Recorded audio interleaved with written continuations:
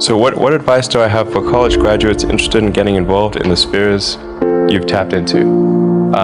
Certainly I'd invite you to apply for a job at SolarCity or Tesla or SpaceX. If that doesn't work for whatever reason, then I guess apply to jobs at other companies in that arena or try starting a company. The space business is quite hard to start a company in the space business because it's such a capital intensive business. So it may be better to do something in solar power, or if you're going to do it in cars, do it as kind of a component supplier for cars or something like that. If you study engineering and you figure out how to design new things, then it's relatively easy to start a company.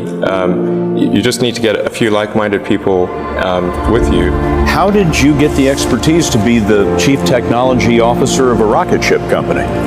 I do have a physics background. That's helpful as a foundation. And then I read a lot of books and talked to a lot of smart people. I think my sort of drive to get it done is somewhat disconnected from hope, enthusiasm, or anything else. I actually just don't care about hope or enthusiasm, motivation. I just give it everything I've got, irrespective of what the circumstances may be.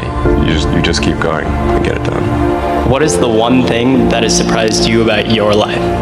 Oh, one thing, wow. Well, I'm surprised by the whole thing, honestly. I certainly didn't expect for any of these things to happen, honestly. I knew I wanted to be involved in technology, in fact, the only reason I started a company back in '95, an internet company, was because I couldn't get it. There were only a few internet companies, and I couldn't get a job at any of them. I tried to get a job at Netscape and sent my resume in and tried hanging out in the lobby, but I was too shy to talk to anyone. And I was like, okay, well, I guess I'll have to start a company because I can't get a job anywhere.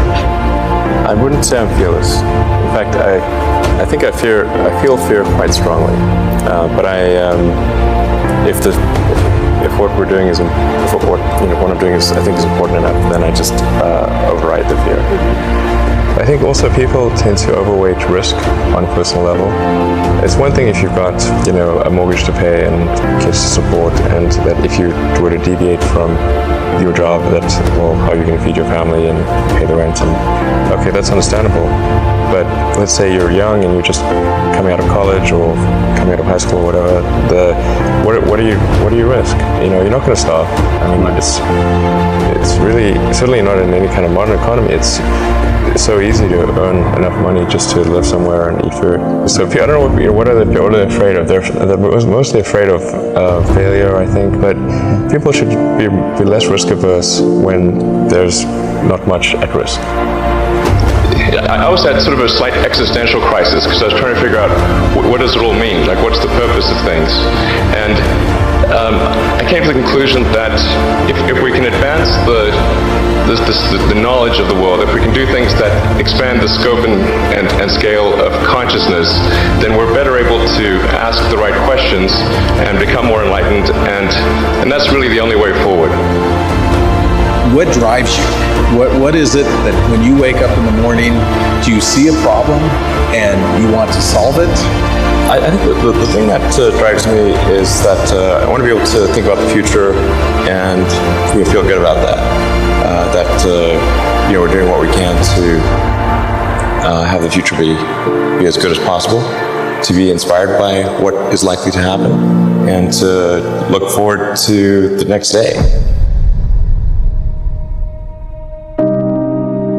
That's what really drives me is trying to figure out how to make sure that things are great and going to be so, and that's the underlying principle behind Tesla and SpaceX. I think particularly for Americans, think about America is a nation of explorers.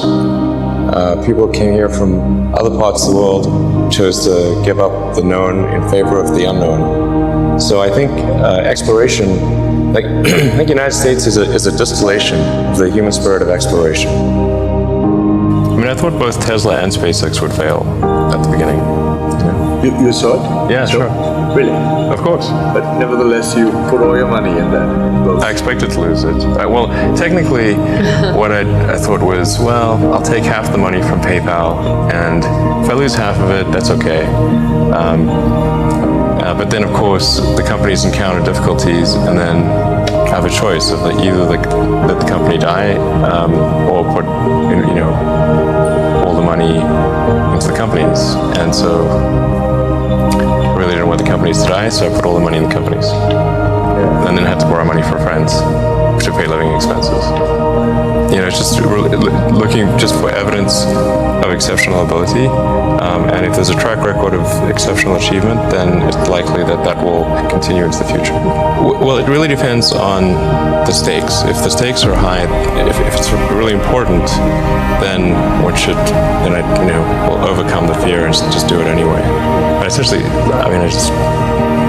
drive overrides fear, but I feel the fear. It's kind of annoying. I wish I felt it less.